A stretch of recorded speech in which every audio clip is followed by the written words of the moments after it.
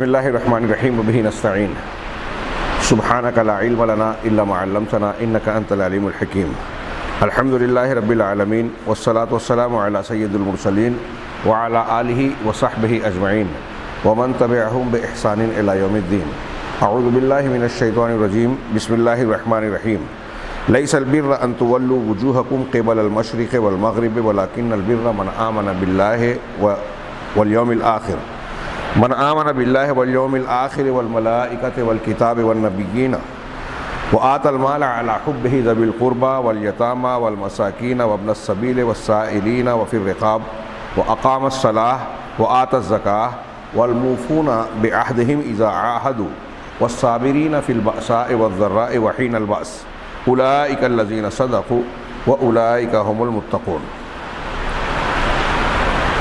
سامعین کرام، اللہ رب عظیم کا بے پناہ شکر ہے، تمام تعریف اور ستائش کا وہ مستحق ہے، اور ہماری بندگی اور شکر کا جتنا بھی ہم کام کریں اس کے جناب میں یہ اس کے حق سے بہت کمتر ہوگا کہ اس کے احسانات، انعامات اور کرم ہم پر بے شمار ہیں۔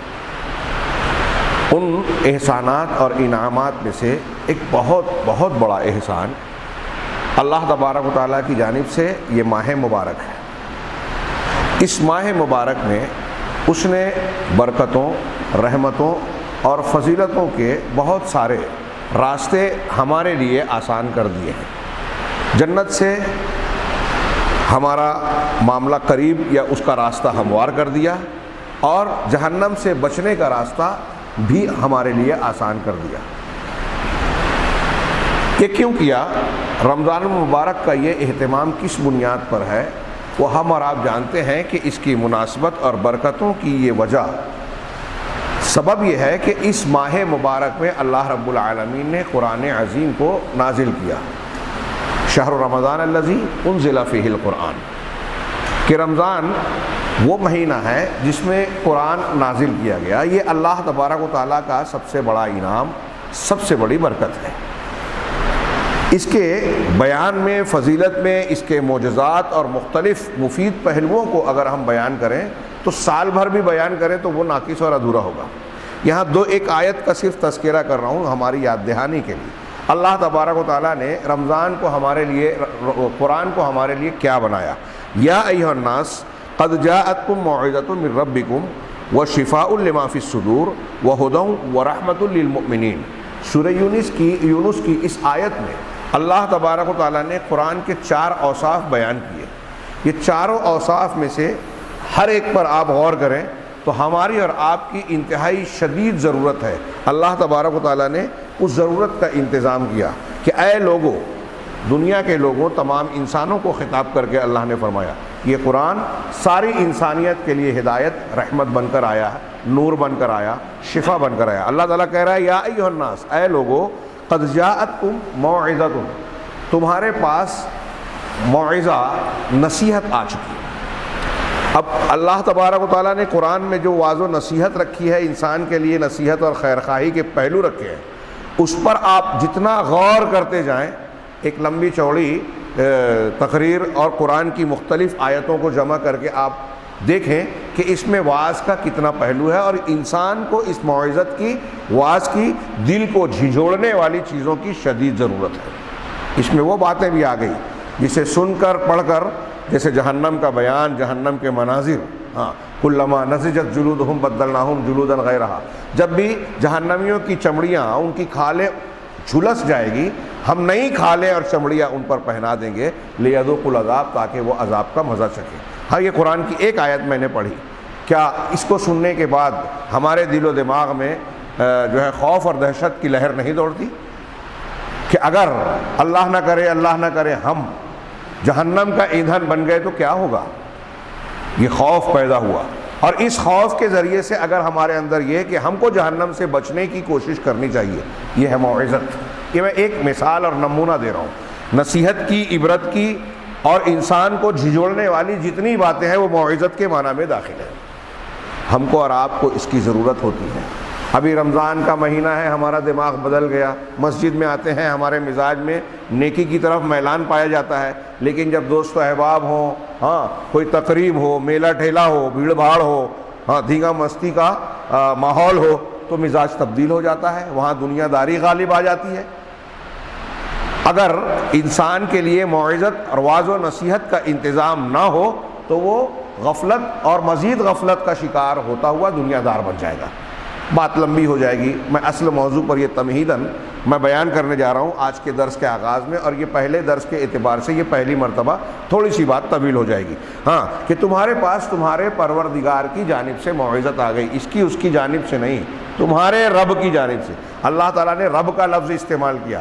رب وہ ہے جو کھانا دیتا ہے، رب وہ ہے جو پانی دیتا ہے، رب وہ ہے جس نے زندگی دی، رب وہ ہے جس نے سانس لینے کے لیے ہوا اور آکسیجن دی۔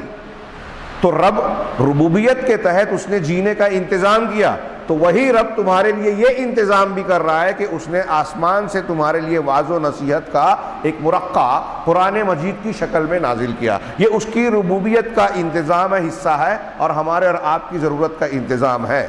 وہ شفاء لما فی الصدور، اور یہ موعظت کے ساتھ ساتھ دلوں کے لیے شفا ہے۔ شفا مرض سے خلاصی پانے کو کہتے ہیں، علاج کو۔ اور لما فی الصدور جو سینوں میں ہے، سینوں میں کیا ہے؟ انسان کا دل ہے۔ دل انسان کا مرکزی عضو ہے۔ الا ان فی الجسد مضغہ، سنو انسان کے جسم میں گوشت کا ایک لوتھڑا ہے۔ اذا صلحت صلح الجسد کلہ، جب یہ ٹھیک ٹھاک ہوگا تو سارا جسم درست ہوگا۔ وَإِذَا فَسَدَتْ فَسَدَ الْجَسَدُ كُلُّهُ، اور جب یہ بگڑ گیا تو پورا جسم بگاڑ کا شکار ہوگا۔ الا وہی القلب، سنو وہ مضغہ، وہ ٹکڑا دل ہے۔ تو یہاں کہا لما فی الصدور، جب دل میں جو چیز ہے، یعنی سینے کے اندر جو ہے دل، اس کے لیے شفا ہے۔ علامہ ابن قیم نے کہا کہ دل انسان کے جو ایک مملکت مان لے، پوری باڈی ہماری جسم جو ہے یہ پوری مملکت ہے، اور دل اس کی راجدھانی یا تخت ہے۔ ہاں یہ دل جیسا کہتا ہے پورے جسم اس کی اطاعت اور فرما برداری کرتے ہیں۔ لہذا دل کی جب اصلاح ہو گئی تو پورے جسم کی اندر اور باہر پوری اصلاح ہو گئی، ظاہر اور باطن کی اصلاح ہو گئی۔ دل اگر ٹھیک ٹھاک نہیں ہے تو ظاہر اور باطن میں بھی بگاڑ ہوگا۔ چنانچہ قرآن کے بارے میں دوسری ایک صفت بتائی، کتنی اہم ہے، یہ ایک کتاب لکھی جا سکتی ہے کہ دلوں کی بیماریوں کا علاج ہے۔ دلوں میں کیا کیا بیماری ہوتی ہے؟ سب سے بڑی بیماری کفر کی، شرک کی، کفر اکبر، شرک اکبر۔ پھر اس کے بعد اس سے کم درجے کی، اسی سے نفاق کو بھی جوڑ لیجئے، نفاق بھی اصل میں اندر سے کفر اور شرک ہی ہوتا ہے۔ ہاں پھر کفر اصغر، شرک اصغر، نفاق اصغر، چھوٹا شرک جس کو ہم کہتے ہیں، جو کفر اکبر سے کم درجے کا ہے۔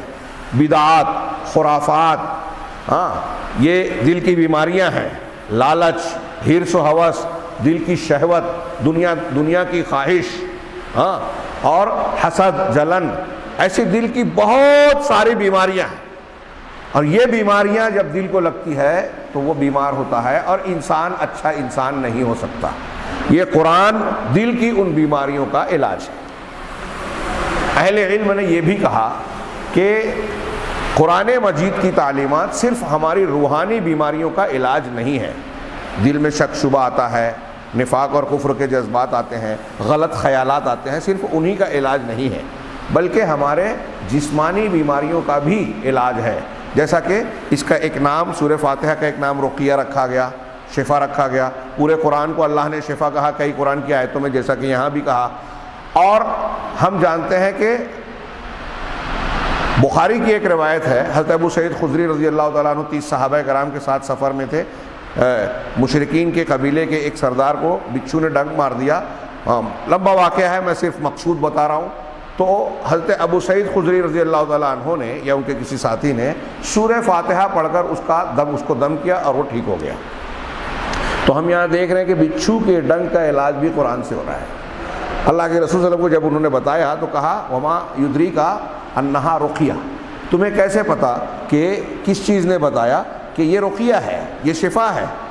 تو جسمانی بیماریوں کے لیے بھی مفید ہے۔ امریکہ کے مسلم اکیڈمی نے سالوں پیشتر تجربہ کر کے یہ نتیجہ اخذ کیا، نکالا کہ اگر کئی مریض ہیں، بیمار ہیں، ہاں تو ان بیماروں کا علاج ان بیماروں کا علاج جو ہے ایک سادے طور پر کیا گیا،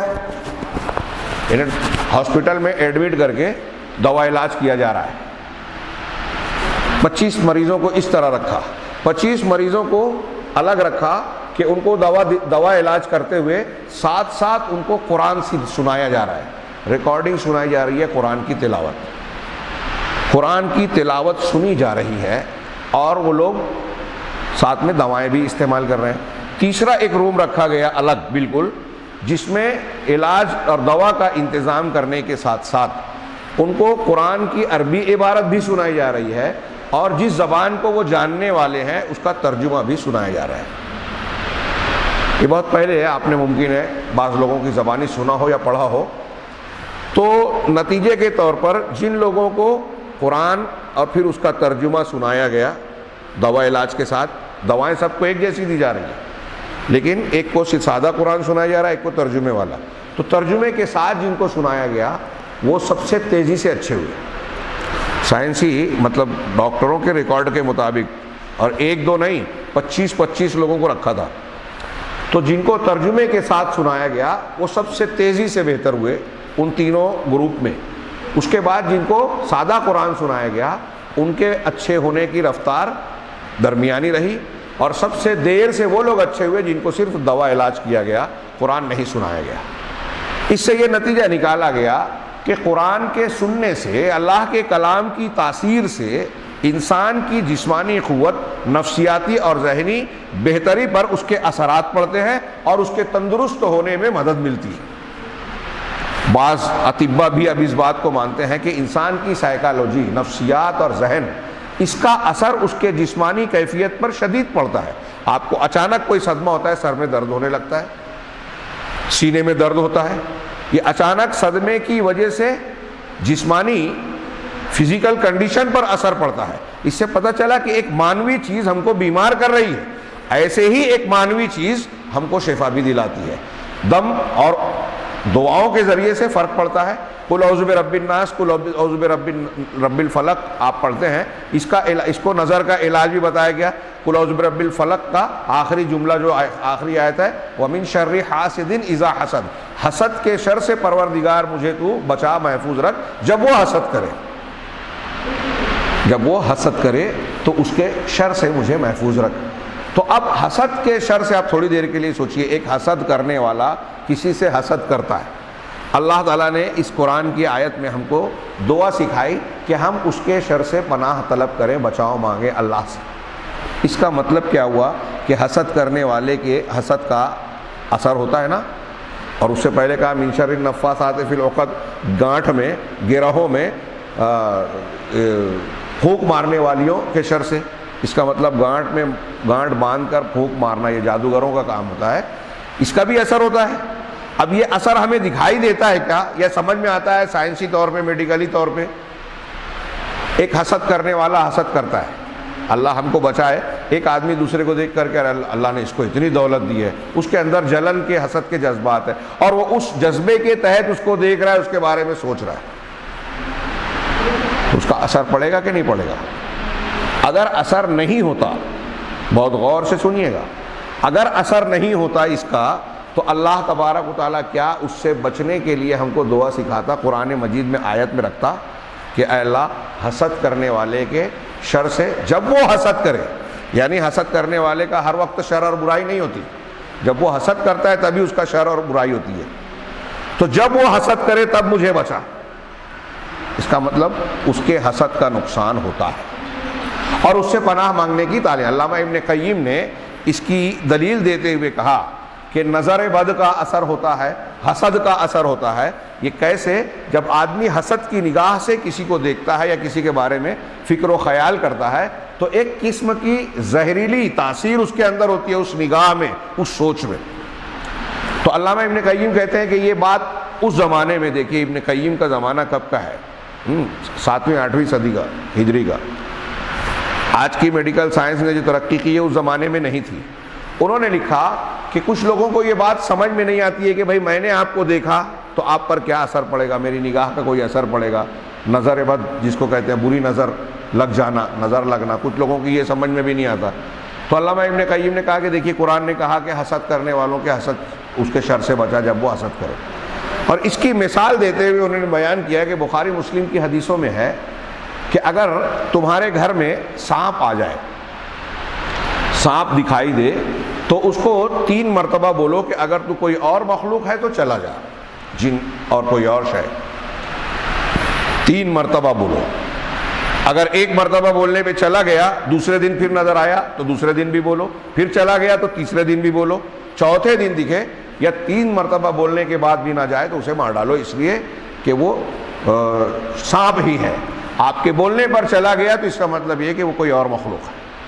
یہ گھروں کے سانپ کے بارے میں کہا اللہ کے رسول نے، اس میں استثناء کیا، اور آپ نے کہا کہ عام سانپ کی بات چھوڑ دی جائے، اگر ذو الطفیلتین اور ابتر، یہ سانپوں کی 2 انتہائی زہریلی قسمیں ہیں۔ ذو الطفیلتین اس کی دونوں آنکھیں ابھری ہوتی ہیں، اسی اعتبار سے اس کو ذو الطفیلتین کہتے ہیں، درمیان میں لال لال سا ہوتا ہے اور آنکھیں ابھری ہوتی ہیں۔ ہاں، کیوں اللہ کے رسول صلی اللہ علیہ وسلم نے، اور ابتر ایک چھوٹا گنجا سانپ یا کون سا ایک ہوتا ہے، بڑا پتیلا اور بہت زہریلا، یہ بغیر چھیڑے کہتے ہیں دوڑا کے کاٹتا ہے، تو ان کے بارے میں اللہ کے نبی صلی اللہ علیہ وسلم نے کہا کہ فَإِنَّهُمَا يُطْمِسَانِ الْبَصَرَ، کہ یہ دونوں سانپ ایسے ہیں کہ یہ آنکھوں کی بینائی کو ختم کر دیتے ہیں۔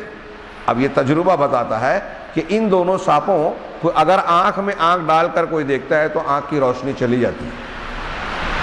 اور ان دونوں کے بارے میں یہ بھی کہا اللہ کے رسول صلی اللہ علیہ وسلم نے کہ یسقطان الحمل او کما ورد فی الحدیث، کہ یہ حمل کو گرا دیتے ہیں۔ اگر کوئی عورت یا حمل والا جانور ان کو دیکھے تو اس کی وجہ سے اس کا حمل ساقط ہو سکتا ہے، گر سکتا ہے اور گرتا ہے۔ تو علامہ ابن قیم نے اس سے ثبوت دیا کہ دیکھیے یہ حدیث میں ہی بیان کیا گیا ہے اور اس کو تجرباتی طور پر جانا جا سکتا ہے، ممکن ہے۔ تو اس سے یہ پتہ چلا کہ دیکھیے سانپ کی ایک خاص قسم کی آنکھ میں دیکھنے سے یہ اثر ہوتا ہے کہ نگاہ چلی جائے، حمل گر جائے۔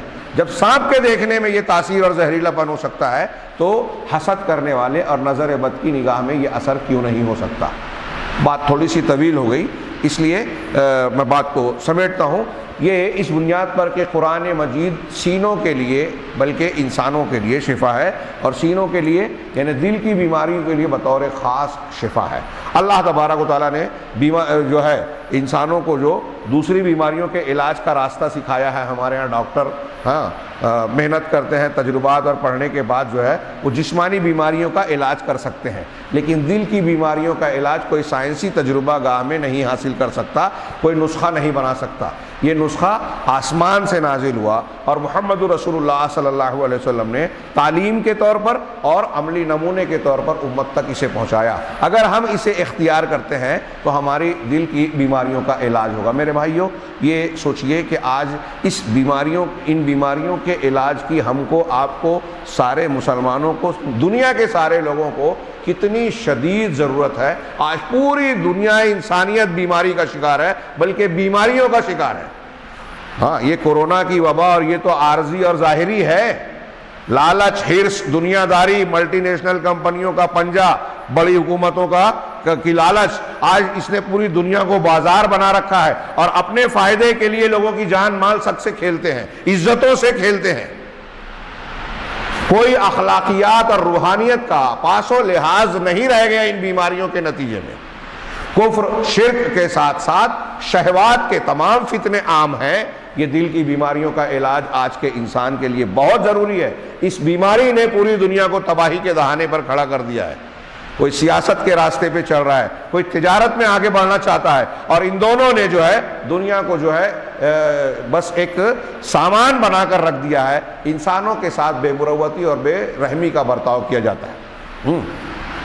تو یہ قرآن سینوں کے امراض کی شفا ہے، وہدن، اور یہ ہدایت ہے۔ قرآن پورا کا پورا ہدایت ہے، اور اب یہی ہدایت ہے۔ قرآن کو چھوڑ کر اگر کوئی دوسری چیز سے تعلیم کوئی حاصل کرے گا، اب کوئی بھی کتاب ہو، کوئی بھی فکر ہو، ازم ہو، تو وہ ہدایت نہیں ہوگا۔ ہدایت کی ضد کیا ہے؟ ضلالت، گمراہی۔ وہ گمراہی ہوگی، وہ انحراف ہوگا، ضلالت ہوگی۔ اور ہدایت اگر کوئی چاہتا ہے تو سوائے قرآن کے اور صاحب قرآن جناب محمد رسول اللہ صلی اللہ علیہ وسلم کے اور کہیں ہدایت نہیں ہے۔ تو یہ قرآن ہدایت ہے۔ اب جتنی بھی گمراہی کی شکلیں ہیں وہ سب قرآن کی ضد ہے، اور ان سب سے بچانے کا نسخہ ہمارے پاس قرآن ہے۔ آپ اور ہم سنجیدگی سے اگر غور کریں تو یہ سن کے ہم کان سے اڑا دیتے ہیں۔ یہ جو ایک ایک صفت بتائی گئی ہے ہمارے لیے، صرف ایک صفت پر اگر ہم غور کر لیں، ہمارے دل و دماغ میں یہ بات اتر جائے تو ہم 24 گھنٹہ قرآن کے ساتھ رہیں گے۔ ہمارے اسلاف میں کچھ لوگ ایسے تھے جہاں موقع ملتا تھا چلتے پھرتے قرآن پڑھتے تھے، اور آج بھی عربوں میں بعض نیک صالحین اور علماء آپ کو ایسے نظر آئیں گے، عربوں میں بڑی تعداد نظر آئے گی جو جیب میں قرآن رکھتے ہیں۔ آج تو موبائل ہو گیا، جیب میں قرآن، چلتے پھرتے ذرا سا موقع ملا چلتے چلتے پڑھ رہے ہیں۔ مسجد میں پہلے گئے، سنن و نوافل پڑھا، قرآن کی تلاوت شروع کر دی۔ موریتانیہ وغیرہ میں کہتے ہیں کہ آج بھی شنقیط قبیلہ جو ہے، علامہ شنقیطی بہت مشہور ہیں، اضواء البیان والے، ان کا جو قبیلہ شنقیط ہے اس میں آج بھی ایک رواج ہے، پرانے زمانے سے ان کا ایک بہترین طریقہ اور روایت چلی آ رہی ہے۔ وہ کیا ہے کہ وہاں کے بزرگ اپنے بچوں کو قرآن یاد کراتے ہیں بغیر ہاتھ میں قرآن اور مصحف دیے ہوئے۔ تھوڑی دیر کے لیے سوچئے، میں یہ عبرت نمونے کے لیے ہماری بے حسی اور لوگوں کی بیداری کا بتا کے موازنہ کر رہا ہوں کہ ہمارے اندر جذبہ جاگے، قرآن سے ہمارا تعلق اور رابطہ مضبوط ہو، ہم اس سے جڑیں۔ مہینوں ہو جاتے ہیں ہم قرآن نہیں کھولتے، کتنی اس سے زیادہ محرومی کی بات کوئی ہو ہی نہیں سکتی کہ اللہ نے جو سب سے قیمتی تحفہ نعمت ہم کو عطا کی ہے، ہمارے لیے اسی کو پڑھنے سیکھنے کا موقع، اور اس کے ذریعے سے دنیا اور آخرت کی سعادت اور کامیابیوں کی ضمانت اللہ نے دی ہے، تو ہم اس کو چھوڑ کر دنیا اور آخرت کے نعمتوں کے پیچھے بھاگنے کی کوشش کرتے ہیں، جو اصلی ذریعہ ہے اس کو لینا نہیں چاہتے۔ تو شنقیط قبیلے کی بات تھوڑی دیر کے لیے سوچئے، یہ جو جیسے بچہ ہے نا، اس کو ہاتھ میں قرآن دیے بغیر پورا کے پورے قرآن کا حافظ بنا دیا۔ یہ وہاں چلا آ رہا ہے، روایت ہے، آج بھی موجود ہے، بتاتے ہیں ہمارے کچھ علماء اور اساتذہ نے بتایا کہ عرب وغیرہ میں جو آتے ہیں وہ بتاتے ہیں، ان کے یہاں جو خاندان ہے چلتے پھرتے اپنے بچوں کو قرآن کا سبق دیتے ہیں، یہ آیت یاد کرو، اس کے آگے کا یہ ٹکڑا یاد کرو، پھر ملا کے اس طرح پڑھو، بغیر ہاتھ میں مصحف دیے ہوئے پورا قرآن حفظ کرا دیتے ہیں۔ تو یہ ہدایت ہے، اور اس ہدایت کی قدر و قیمت ہمیں پہچاننی چاہیے۔ اس کی ہم کو کھانے پینے سے، میرے بھائیوں، ہم جو کھانا کھاتے ہیں، پانی پیتے ہیں، سانس لیتے ہیں، دنیا کی جتنی نعمتیں ان کے اس مقابلے میں اس قرآن کی ضرورت ہم کو سب سے زیادہ ہے۔ یہ ہدایت ہے، وَرَحْمَةٌ لِّلْمُؤْمِنِينَ، اور مومنوں کے لیے رحمت ہے۔ رحمت تو سب کے لیے ہے، ہدایت تو سب کے لیے ہے، لیکن فائدہ اٹھانے والے مومنین متقین ہوتے ہیں، اس لیے قرآن نے کہا کہ مومنوں کے لیے رحمت ہے۔ قرآن نے کہا کہ ھدی للمتقین، متقیوں کے لیے ہدایت ہے۔ اس آیت کا میں صرف سرسری 2 جملوں میں تذکرہ کرنا چاہتا تھا، لیکن ضمنی طور سے بات کچھ بڑھ گئی، اور آج کا درس ہم تمہید تک ہی محدود رکھیں گے اور کل کے درس کی صرف آیتیں پیش کریں گے۔ اسی طرح اللہ تبارک و تعالیٰ نے جب یہ آیت نازل فرمائی تو قرآن مجید کے اور بھی بہت سارے الفاظ، آیتیں یہ بتاتی ہیں کہ قرآن کتنی اہم نعمت ہے، اس کو کیا کیا نام دیا۔ قرآن کو روح کہا، نور کہا، روح کہا مطلب روح سے زندگی ہوتی ہے، اس کا مطلب جس آدمی کی زندگی میں قرآن اور قرآن کی تعلیمات نہیں ہیں اس کی زندگی میں زندگی نہیں ہے، وہ لاش کی طرح جی رہا ہے، سانس لے رہا ہے اس لیے ہم زندہ سمجھ رہے ہیں، لیکن حقیقت میں وہ روحانی زندگی سے محروم ہے۔ یہ قرآن روح ہے، یہ قرآن نور ہے، اس کا مطلب جس کی زندگی میں قرآن نہیں ہے اس کی زندگی میں اندھیرا ہے۔ یہ شفا ہے، رحمت ہے، ذکرہ اور نصیحت ہے۔ قرآن کے اور بھی اس قسم کے اوصاف ہیں، اگر ایک ایک صفت کا معنی دیکھیں اور اس کے فائدے پر غور کریں تو ہم کو قرآن کی قدر و قیمت کا تھوڑا موڑا اندازہ تو ہو ہی جائے گا۔ تو معلوم یہ ہوا کہ یہ قرآن ہمارے لیے انتہائی خیر و برکت کا باعث ہے۔ اور یہ خیر و برکت صرف اس کو پڑھنے میں نہیں ہے، جیسا کہ ہمارے یہاں بہت سے لوگ سمجھتے ہیں کہ صرف تلاوت کر لی، تراویح میں سن لیا، سنا دیا اور اس کی خیر و برکات حاصل ہو جائے۔ یقیناً قرآن کی تلاوت بھی مفید ہے، اس کے ایک ایک حرف کے پڑھنے پر 10 نیکیاں اور اس سے زیادہ نیکیاں اللہ تعالیٰ دے گا، یہ طے ہے، کم سے کم 10۔ الف حرف، نون لام حرف، میم، الف لام میم پڑھا تو یہ 3 حرف ہو گیا، 10 10 10 30۔ یہ خود اللہ کے رسول اللہ کے بیان کا میں مفہوم بتا رہا ہوں۔ اب قرآن کے الفاظ کی تلاوت مفید ہے نا، لیکن اس سے یہ فائدہ بہت کم ہے، اس کی خیر و برکت قرآن کی، ہم لوگ قرآن کی جو قیمت نہیں سمجھتے نا ہمارے ہندوستان پاکستان اور اس میں، اس کی وجہ یہی ہے کہ قرآن کو صرف تلاوت تک محدود رکھا جاتا ہے۔ آپ قرآن کے معنی اور مفہوم کو اگر تھوڑا سا سمجھیں گے، ہاں یہ تو سمندر ہے، بڑے سے بڑا عالم بھی کتنا بھی جان جائے وہ دعویٰ نہیں کر سکتا کہ قرآن کو، اس کا وہ سمندر کے چند قطرات ہی اپنے آپ دامن میں سمیٹ سکتا ہے۔ ہر غوطہ لگانے والے کے لیے قرآن میں نیا موتی ہے۔ ہر انتہا پر آپ قرآن کے علم پر کتنی بھی انتہا اونچائی پر پہنچ جائے، وہاں سے نئے سفر کا آغاز ہوگا۔ یہ قرآن ایسا سمندر ہے جس کا کوئی ساحل نہیں۔ ہاں چنانچہ یہ کب اس کے خیر و برکات زیادہ ہمارے اور آپ کے لیے مفید ہوں گے؟ صرف پڑھنے سے نہیں کہ گلے سے نیچے نہ اترے۔ اللہ کے رسول صلی اللہ علیہ وسلم نے ایسے کچھ لوگوں کی مثالیں دی کہ کچھ لوگ ایسے آئیں گے، خارجیوں کے بارے میں کہا قرآن پڑھیں گے لیکن ان کے گلے سے آگے نہیں بڑھے گا۔ ہاں یہ ساری تفصیلات بیان کرنے کے بعد میں عرض یہ کرنا چاہتا ہوں کہ قرآن کی اصل برکت اس کے معنی اور مفہوم کو سمجھنے، اس کے اوامر و نواہی، اللہ تعالیٰ کہنا کیا چاہتا ہے۔ ہاں کوئی خط ہمارے پاس آئے جس کی زبان ہمیں نامعلوم ہو، ہم اس خط کو پڑھیں، اس پیغام کو پڑھیں اور سمجھے نہیں تو ہم اس پر مطمئن ہو جاتے ہیں۔ پھر لکھنے والے نے ہم کو کیا لکھا ہے ہم دیکھنا چاہتے ہیں کہ نہیں؟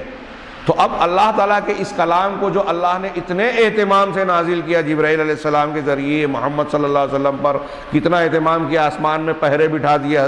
ہاں قرآن میں بھی ہے، حضرت ابن عباس کی بخاری میں روایت بھی ہے کہ قرآن کے نزول کے وقت اللہ نے آسمانوں پہ پہرے بٹھا دیے شہاب ثاقب۔ جنوں کو تشویش ہوئی کہ کیا نیا کام ہوا ہے کہ اب ہمارے لیے پہرے بٹھائے گئے، تحقیق کی تو پتہ چلا یہ دین اور نبوت ہے، اس قرآن کا نزول ہو رہا ہے۔ اللہ نے پہرے بٹھا دیے۔ اللہ کے رسول پر جب نازل ہوتا تھا تو اللہ کے نبی صلی اللہ علیہ وسلم کی کیفیت بدل جاتی تھی، آپ کے اپنے خیالات، اپنے تصورات، فکر کے راستے بند ہو جاتے تھے اور براہ راست دل پر حضرت جبرائیل علیہ السلام آپ کو قرآن دیتے تھے۔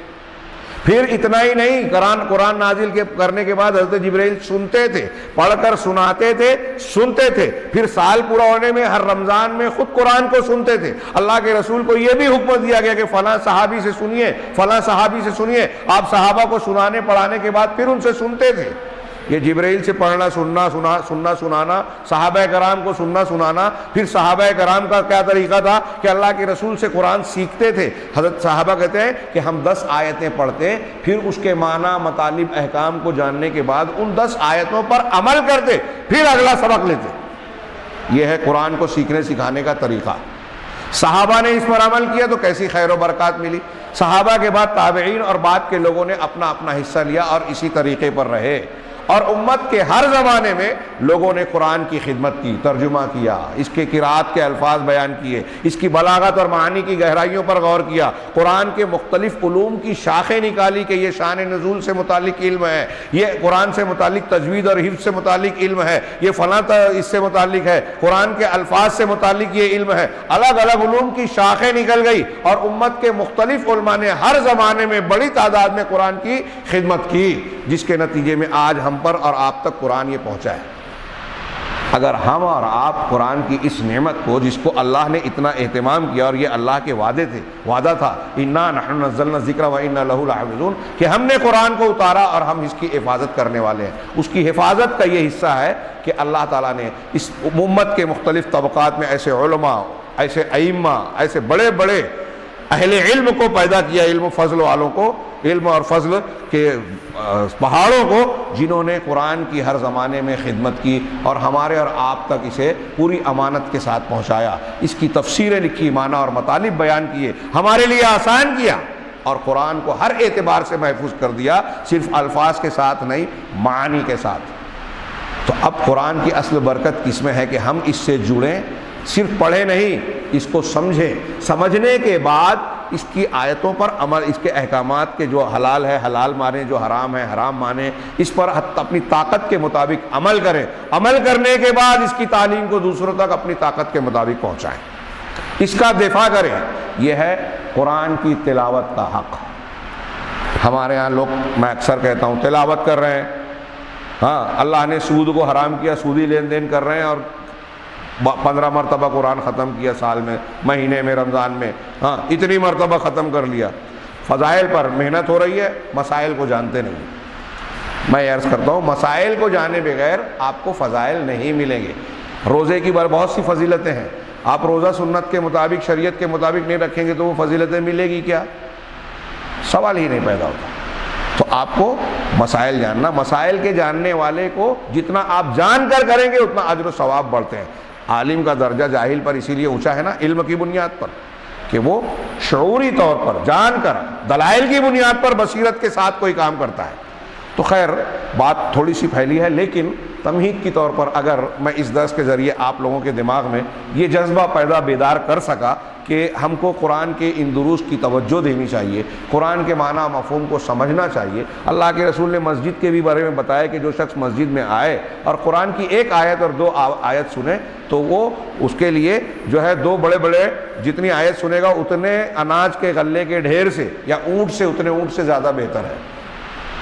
قوماوین کا لفظ بھی ہے اور بعیر کا بھی، 2 اونٹوں سے بہتر ہے۔ تو ہم مسجد میں آتے ہیں نماز پڑھنے کے ساتھ ساتھ قرآن کی کچھ آیتوں کے معنی اور مفہوم سیکھیں۔ قرآن میں جو زواجر ہیں، جو منہیات ہیں، منع کیا گئے چیزیں، اس سے ہم بچ جائیں۔ جو حکم ہے کہ یہ کرو اس کو ہم اختیار کر لیں۔ قرآن کی جو خبریں ہیں کہ اس میں خبریں ہیں اس کو قبول کر لیں۔ یہی ایمان ہے، یہی ہماری ہدایت ہے، دنیا اور آخرت میں جو ہے کامیابی کی بنیاد اور جڑ ہے۔ اللہ تبارک و تعالیٰ نے اپنے نبی صلی اللہ علیہ وسلم سے کہا اتلو ما اوحی الیک من ربک، الیک من الکتاب، آپ کی طرف جو کتاب نازل کی گئی ہے اس کی تلاوت کرو۔ اب یہ تلاوت کیسے ہوگی؟ صرف الفاظ پڑھ کر نہیں، اس پر غور و فکر کر کر، اس لیے کہ اللہ تبارک و تعالیٰ نے فرمایا کتاب انزلناہ الیک مبارک، کہ ہم نے یہ کتاب ہے جو ہم نے آپ کی طرف نازل کیا، یہ برکت والی کتاب ہے، برکت ہی برکت ہے۔ قرآن کہہ رہا ہے مبارک، ہمارا یقین ہے نا قرآن کا کوئی لفظ غلط نہیں ہو سکتا، تو یہ برکت والی چیز ہے۔ کیوں یہ مبارک کتاب نازل کی اللہ نے؟ آگے آیت میں کہا، سورہ صاد کی آیت مشہور ہے، لیدبروا آیاتہ، تاکہ لوگ اس کی آیتوں میں تدبر کریں، غور و فکر کریں، وَلِيَتَذَكَّرَ أُولُو الْأَلْبَابِ، اور جو عقل والے شعور والے ہیں وہ اس سے نصیحت حاصل کریں۔ مطلب یہ نصیحت کا سامان ہے، یہ ہماری راہ ہدایت ہے، اور اس کے غور و فکر کے ذریعے سے ہم کو ہدایت اور روشنی مل سکتی ہے۔ یہ کچھ باتیں میں نے قرآن سے متعلق، اس کے سمجھنے کی اہمیت سے متعلق کی ہیں، بہت ساری باتیں نہیں ہیں، اور یہ یتلونہ حق تلاوتہ ہی جو کہا گیا ہے اس کے معنی میں داخل ہے۔ لہذا ہمیں قرآن کو قرآن کے حق کے ساتھ سمجھنا چاہیے۔ اور چونکہ رمضان المبارک، یہ جو رمضان ہے یہ نزول قرآن کا مہینہ ہے، اللہ تبارک و تعالیٰ نے اس میں جو انتظامات کیے، رسول اللہ صلی اللہ علیہ وسلم نے جو تعلیمات دی ہیں کہ رمضان کس طرح سے بندے کو گزارنا چاہیے، اگر ہم اس پر ہلکی سی بھی نگاہ ڈالتے ہیں تو بالکل صاف صاف نظر آتا ہے کہ رمضان میں جیسے ہم روزے کرتے ہیں تو عبادات اور روزے کی حالت میں گویا خاص طور سے اس کا اہتمام کیا جائے، اور یہ تعلیم ہے ہمیں کہ ہم قرآن سے اپنے آپ کو جوڑیں۔ اللہ نے دین کا روزہ فرض کیا ہے، اور اللہ کے نبی صلی اللہ علیہ وسلم نے اللہ ہی کی جانب سے رات کا قیام مسنون اور مستحب بنایا ہے۔ قیام یعنی تراویح، قیام اللیل، اس میں قرآن پڑھا اور پڑھایا جاتا ہے۔ پھر عام حالات میں بھی قرآن کی خوب تلاوت کی جائے۔ ہمارے سلف میں بہت سارے، امام مالک جو ہے رمضان میں درس دینا بند کر کے، مطلب جو حدیث کا ان کا مسلسل درس چلتا تھا وہ چھٹی دے دیتے اور پھر عمل کرتے۔ اس عمل میں ذکر و اذکار، قرآن کی تلاوت خصوصیت کا درجہ رکھتی ہے۔ قرآن سمجھنا، قرآن کو جاننا، یہ خود ایک بہت زبردست اور جامع عبادت ہے۔ اگر ایک بندہ قرآن سے جڑتا ہے تو بہت ساری دیگر نوافل کے مقابلے میں یہ زیادہ اہمیت کی بات ہے، کیونکہ یہ ساتھ ساتھ علم حاصل کرنا ہے۔ اور قرآن سے اللہ تبارک و تعالیٰ جو علیم و خبیر ذات ہے، کائنات کا ہر علم اسی کے پاس سے ہے۔ وَعَلَّمَكُمْ مَا لَمْ تَكُونُوا تَعْلَمُونَ، علم الانسان ما لم يعلم، یہ ساری تعلیمات وہ انبیاء اور مرسلین کو دی ہوئی ہو یا دنیا کے سائنٹسٹوں اور دنیا داروں کو دی ہوئی ہو، بڑے بڑے علماء اور مختلف شعبوں اور فیکلٹیز کے ماہرین کو دی ہو، سب اللہ کی طرف سے دیا ہوا علم ہے۔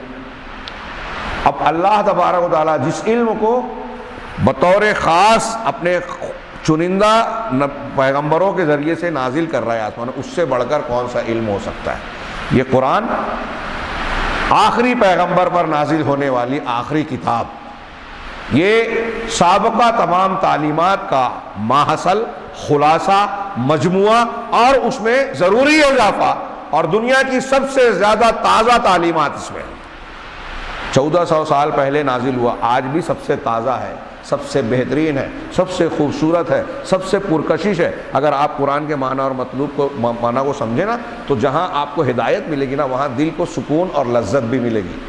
بڑا پیارا معلوم ہوتا ہے جب قرآن کی گہرائیاں معلوم ہوتی ہے۔ بات طویل ہو رہی ہے، ہاں میں سمیٹوں کہ رمضان اور قرآن کا تعلق گہرا ہے، اس لیے ایک بندہ مومن کو رمضان میں جہاں دوسری عبادات کرنی چاہیے، فرض روزہ تو رکھنا ہی رکھنا ہے، وہاں قرآن سے اپنا رشتہ اور تعلق عام دنوں کے مقابلے میں اور مضبوط بنانا چاہیے۔ اور اس رشتے کے مضبوط بنانے میں ایک اہم کام یہ ہے کہ ہم قرآن کو سمجھنے سمجھانے کے یہ حلقے اور دروس کا اہتمام کریں۔ ایسا ہی ایک حلقہ یہ ہمارے سامنے جو میرے کتابی شکل میں کچھ حضرات نے بھیجا، ہاں یہ جو ہے ایک حلقہ سعودی عرب میں، عربوں میں اس کا بڑا اہتمام ہے۔ یہ سعودی عرب کے ایک بہت ہی مشہور آج کے زمانے کے ایک اہل سنت والجماعت کا ایک نمایاں نشان کہلانے والے ایک شخصیت ہیں شیخ ربیع بن ہادی عمیر المدخلی۔ یہ سمجھ لیجئے کہ یہ امام کے جیسا درجہ رکھتے ہیں، اور آج بھی ان کے گھر پہ روزانہ انہیں مختلف موقعوں پر جو ہے یہ علماء اور طلباء کا ایک اجتماع ہوتا ہے، ان سے استفادہ کرنے کے لیے، ان سے دروس لینے کے لیے۔ ان کی بہت ساری کتابیں ہیں، مستقل دروس ہوتے ہیں۔ علماء سعودی عرب میں ان کو بلانے کے لیے بیتاب رہتے ہیں کہ ہم ان سے کچھ استفادہ کریں۔ انہوں نے 1430 کے سال میں رمضان المبارک میں اپنی مختلف مجالس میں قرآن کے کچھ دروس دیے۔ یہ دروس جو ہمارے سامنے ہیں، یہ دروس قرآن مجید کے باقاعدہ سلسلہ وار نہیں ہے کہ آیتوں کو لیا جائے، جیسے ہمارے ہاں کچھ لوگ دعویٰ کرتے ہیں کہ ایک ایک پارے کا خلاصہ، اور یہ ممکن نہیں ہے مختصر سی وقت میں۔ تو انہوں نے ہر سورت کی چند آیتوں کو اور ایسی آیتوں کو لیا ہے جس کا تعلق ایمان اور ہدایت سے ہے، یعنی ان آیتوں کو لیا ہے جس سے انسان کا ایمان صحیح اور درست ہو، ایمان پر روشنی پڑے، ایمان کے متعلق تفصیلات معلوم ہو، اس ایمان سے کے متعلق احکام جانے، اور ہدایت اس کے سامنے آئے جس کی ضد گمراہی ہے۔ ان کو اگر قبول نہ کیا جائے، نہ مانا جائے تو آدمی گمراہی کا شکار ہو جائے۔ تو ایسی آیتوں کو انہوں نے منتخب کر کے ان آیتوں کی روشنی میں انہوں نے 28 دروس دیے۔ الجزائر کے ان کے کچھ طلباء اور موافقین نے، ایک نشریات کے ایک ادارے نے ان کے ان دروس کو ترتیب دیا، لکھا، جو کیسٹس میں تھا، اور پھر اس کے بعد جو ہے اسے خود شیخ حفظہ اللہ کو کے سامنے پیش کیا، اور انہوں نے اس کے اندر کچھ جو ضروری چیزیں تھیں درست کی۔ پھر اس میں جو حدیثیں روایتیں تھیں اس میں حوالے وغیرہ بھی حاشیے میں لگا دیے گئے، کون سی روایت کیسی ہے، درجات بیان کر دیا، حوالے وغیرہ جہاں تھا۔ ہاں تو پہلا درس جو انہوں نے دیا وہ سورہ بقرہ کی ان آیتوں کی چند آیتیں ہیں، آیت نمبر 142 سے 252 تک۔ ان آیتوں کو لے کر پہلا درس دیا۔ یہ وہ آیتیں ہیں جو ایمانیات اور ہدایت پر مشتمل ہے۔ میں یہ جو بیان کر رہا ہوں تمہیدی طور پر آج کے درس میں آپ کو یہ بیان کرنا چاہتا ہوں کہ قرآن سے متعلق رمضان المبارک میں الگ الگ انداز میں گفتگو کی جاتی ہے، کی جا سکتی ہے۔ ابھی آج یہاں سائر النساء مسجد میں میرا یہ درس اس کتاب کی روشنی میں، قرآن کی آیتوں کی روشنی میں ایمان اور ہدایت، کتاب کا نام ہی انہوں نے رکھا ہے نفحات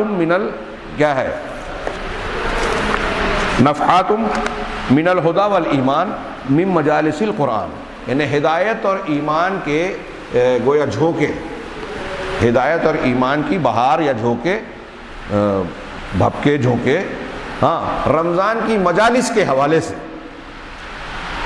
تو انہوں نے ایمانیات اور ہدایت سے متعلق آیتیں لی، ہم اسے اس درس میں جانیں گے۔ میرا ہی درس انشاءاللہ روزانہ نیا پورا مسجد میں بعد نماز تراویح کل سے شروع ہوا ہے، اس میں ایک دوسری کتاب کے حوالے سے تدبر قرآن سے متعلق قرآن کی مختلف صورتوں کی کچھ اہم نکات اور ایسی خاص باتیں بیان کی گئی ہے جس سے اس صورت کا مضمون، اس کی فضیلت، اس کے بعض مقاصد اور کچھ متعلقہ امور معلوم پڑ جائے، یعنی اس کے ذریعے سے اس صورت کے مقاصد کا یا اس کے غور و فکر کا دروازہ کھل جائے اور راستہ ہموار ہو جائے۔ تو ایک پہلو وہ ہے جو ہم نیا پورا مسجد میں انشاءاللہ بیان کریں گے، ایک پہلو یہ ہے جسے ہم دکتور ربیع شیخ المدخلی حفظہ اللہ کے حوالے سے آپ حضرات کے سامنے پیش کریں گے۔ یہاں میں صرف ابھی آیت آپ کو ابتدا بتا دوں، آج وقت کافی ہو گیا۔ اعوذ باللہ من الشیطان الرجیم، لیس البر ان تولوا وجوہکم قبل المشرق والمغرب، کہ نیکی اچھائی صرف یہ نہیں ہے کہ تم اپنے چہروں کو مشرق یا مغرب کی طرف پھیرو، ہاں یہ رخ کرو اپنے چہروں کا اس طرف یا اس طرف، صرف اس میں نیکی اور اچھائی سمٹی ہوئی نہیں ہے۔ کل ہم ان کی تفسیر پڑھیں گے کہ یہود و نصارہ نے قبلے کی تبدیلی پر جو اعتراضات کیے، بیت المقدس کا مشرقی اور مغربی حصہ یہود اور نصارہ کا قبلہ تھا، جب بیت المقدس کی بجائے کعبۃ اللہ کو ہجرت کے 16 یا 17 مہینے کے بعد قبلے کی تحویل کر دی گئی، تبدیل کر دی گئی، تو اس وقت جو اعتراضات کیے یہود و نصارہ نے، اس کے جواب میں یہ قرآن کی آیتیں نازل ہوئی۔ کچھ مسلمانوں کو بھی اس میں تشویش ہوئی، یہ اللہ تعالیٰ کی جانب سے قرآن کی آیتوں میں ہے، سیقول السفہاء، ابھی آپ پڑھیں گے تراویح میں، تو اس سے پتہ چلے گا کہ قبلے کی تحویل کے بعد لوگوں کو بڑا احساس ہوا یا اعتراض ہوا، تو اللہ تعالیٰ نے ان کا رد کرتے ہوئے کہا کہ نیکی اچھائی صرف اس میں نہیں ہے کہ تم اپنے چہروں کو مشرق اور مغرب کی طرف پھیرو، اصل نیکی کیا ہے؟ اعتقاد، عقیدے اور عمل کی اچھائیاں، جس کا آیت کے اگلے حصے میں بیان کیا گیا ہے۔ انشاءاللہ اس پوری آیت کو ہم کل کے درس سے شروع کریں گے، اور اس آیت میں موجود جو ہمارے ایمان، یعنی ایمان کے ارکان، اسلام کے ارکان اور دین کی بنیادیں اور ہدایت کے طور پر جو اعمال اور عقیدے کا ذکر کیا گیا ہے، اس کی کچھ تفصیلات جانیں گے۔ میں امید کرتا ہوں کہ جو حضرات آج موجود ہیں وہ چند لوگ ہی صحیح، لیکن یہ باقاعدگی سے اس درس میں شریک رہ کر قرآن سے متعلق اپنے رشتے، تعلق، شوق اور ذوق کو جانیں گے، اور یہ اگر قرآن کے سیکھنے کے جذبے سے اللہ کے گھر میں ہم اکٹھا ہوتے ہیں تو میں سمجھتا ہوں یہ انتہائی بابرکت مجلس ہوگی۔ اللہ تبارک و تعالیٰ واقعی میں ہمارے دلوں میں صحیح جذبہ اور اخلاص پیدا کرے، اور اس مجلس کے ذریعے سے قرآن فہمی اور قرآن کی ہدایتوں کو سمجھنے اور اسے اختیار کرنے کی توفیق دے۔ وآخر دعوانا ان الحمد للہ رب العالمین، وصلی اللہ علی نبینا محمد۔